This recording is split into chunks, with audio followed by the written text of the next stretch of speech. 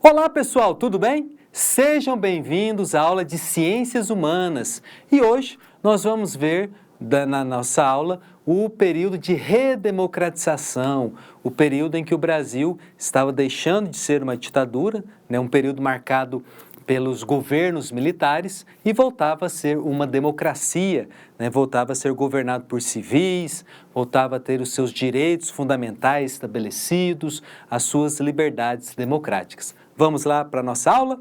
Pessoal, primeiramente, nós temos que lembrar um movimento importantíssimo que aconteceu dentro desse processo de abertura política, que se iniciou lá em 1974, durante o governo do general Ernesto Geisel. Nas aulas anteriores, nós vimos que esse movimento, ele pretendia fazer uma abertura política lenta, gradual e segura. Então, ao longo dos anos 80, nós vimos essa abertura caminhando, ou seja, os militares voltando para os quartéis e os civis voltando ao poder. E um dos momentos mais importantes desse momento de redemocratização, nesse momento de abertura política, foi o movimento das diretas já. Foi um movimento popular, um movimento que marcou e muito a participação popular nos vários comícios que aconteceram nas cidades brasileiras. Inclusive em Goiânia, capital do nosso estado, aconteceu um comício lá na Praça Cívica. Vieram grandes personalidades políticas, como Tancredo Neves, Ulisses Guimarães. Na época, o governador de Goiás era o Íris Rezende Machado e ele teve uma participação decisiva na organização desse comício.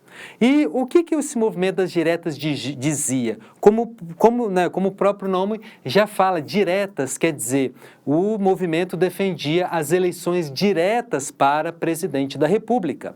Vamos lembrar que durante a ditadura militar, os presidentes eles eram eleitos pelo voto indireto, ou seja, pelo colégio eleitoral. Era o Congresso Nacional quem elegia o presidente da República. Então, o povo não tinha poder de decisão na hora da escolha do presidente. Então, as diretas já, nesse movimento tão importante, nesse processo de abertura política, nesse processo de redemocratização, pedia o retorno das eleições diretas. Para isso, o movimento defendia também a aprovação no Congresso de uma emenda constitucional que foi elaborada pelo deputado Dante de Oliveira, do Mato Grosso do Sul. E por isso a emenda acabou ganhando seu nome. A emenda acabou entrando para a história como emenda Dante de Oliveira, que propunha alterar a Constituição vigente naquela época e garantir as eleições diretas para 1985. Por isso o slogan Diretas Já, aquela eleição presidencial de 1985, queria escolher o sucessor do general João Figueiredo, deveria ser feita pelas diretas. Então vamos lá olhar no slide? Olha só, gente. Então as diretas já, como eu acabei de falar para vocês, ela foi um movimento popular, muita gente engajou na defesa da aprovação da emenda Dante de Oliveira, o deputado do Mato Grosso do Sul, que pretendia alterar a Constituição, tornando as eleições presidenciais em 1985, que essas eleições elas fossem realizadas pelo voto direto. Então, quando fala diretas já, quer dizer o quê? Que as eleições presidenciais deveriam ser eleições diretas. Os vários comícios que aconteceram nas grandes capitais brasileiras foram comícios que lotaram de gente, uma demonstração do apoio popular a esta causa. Só que, infelizmente, a emenda Dante Oliveira ela não foi aprovada no Congresso. Ela precisava de um número grande de deputados e senadores para a sua aprovação e ela não conseguiu a votação exigida para a sua aprovação. Então, a emenda ela acabou sendo arquivada, causando grande frustração naqueles que apoiavam essa causa. Então, gente, né, como eu acabei de falar para vocês, né, então a emenda Dante de Oliveira, ela acabou não passando no Congresso, né? Várias pessoas, né, até as televisões na época mostravam as pessoas chorando, porque existia uma grande esperança na aprovação da emenda Dante de Oliveira.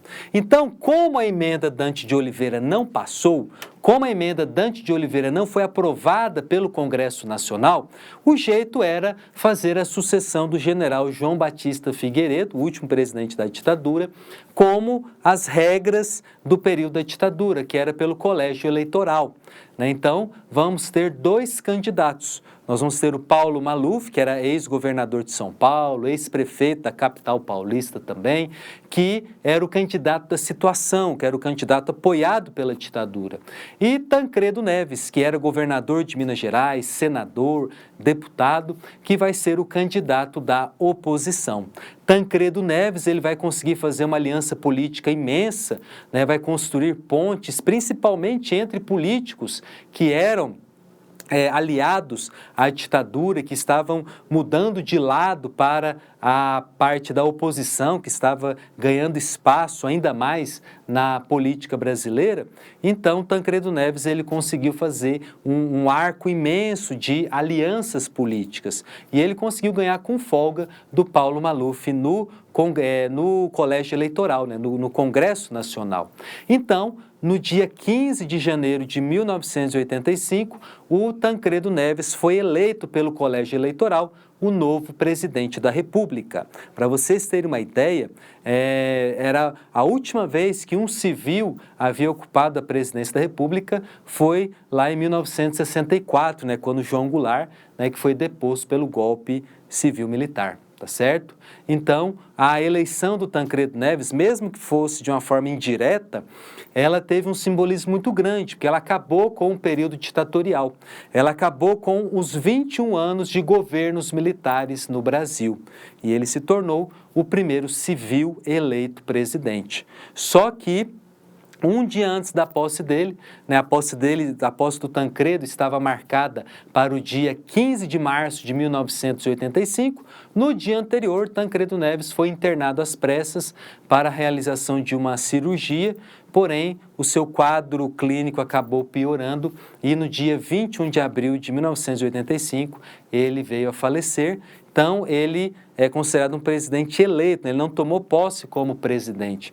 Mas o simbolismo da sua eleição foi tão importante, tão significativo nesse processo de redemocratização, que muitos o enquadram, né, como presidente do Brasil, né? Mas ele não tomou posse, né, efetivamente. Tá certo?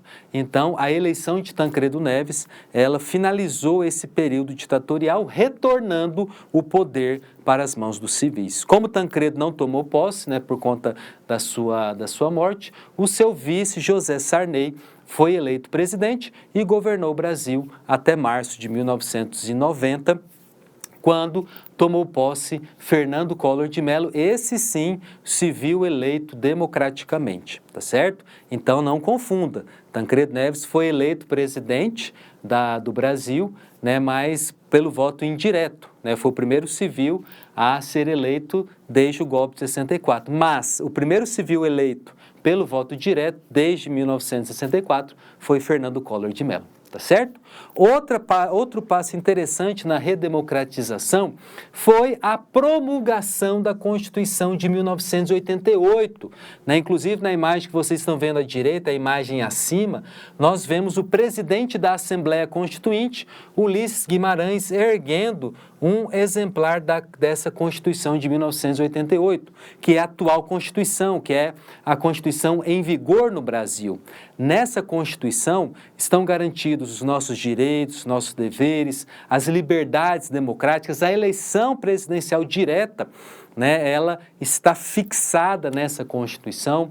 Então, o Brasil, né, passou por esse processo de elaboração da Constituição, né, a partir de 1987, e no dia 5 de outubro de 1988, a Assembleia Constituinte promulgou a Constituição. Então foi um marco muito importante, porque acabou com toda as leis, todas as regras autoritárias do período ditatorial. A democracia voltava, com a eleição do Tancredo e se efetivou com a Constituição de 1988. Tá certo? E outro momento importante também, que marcou também esse período de redemocratização, foi o nosso primeiro impeachment. Em 1992, o então presidente Fernando Collor de Mello, ele foi acusado de corrupção e nós vimos vários jovens, como vocês estão vendo na imagem abaixo, na segunda imagem abaixo, na sua direita, nós vimos vários jovens saindo com caras pintadas, exigindo a saída do presidente Fernando Collor de Mello. Ele foi julgado pelo Congresso Nacional e sofreu impeachment no final de 1992. Então, nesse período de redemocratização, nós vimos que o Brasil passou por algumas crises, e que conseguiu contornar essas crises através da sua Constituição, através das leis, demonstrando que a democracia no Brasil estava ressurgindo e ressurgindo cada vez mais forte, tá certo? Então, nessa nossa aula de hoje, de Ciências Humanas, nós vimos o processo de redemocratização, que é esse processo de abertura política, que é esse processo em que os militares começaram a sair do poder e voltar para os quartéis, e os civis voltaram a ter a oportunidade de chegar ao poder, de chegar à presidência da República. Nós vimos a importância das diretas já, a importância do movimento que teve tanto apoio popular, porém não conseguiu o seu principal objetivo, que era a aprovação da emenda Dante Oliveira. Depois nós vimos a eleição de Tancredo Neves pelo Colégio Eleitoral, o seu significado histórico, quando um civil voltou a ser eleito presidente da República, e encerramos falando de dois momentos importantíssimos que fecharam esse processo de redemocratização, que foi a Constituição de 1988 e o impeachment de Fernando Collor de Mello, tá certo? É isso aí, meus queridos. Então, aquele abraço, fique com Deus e até a próxima aula.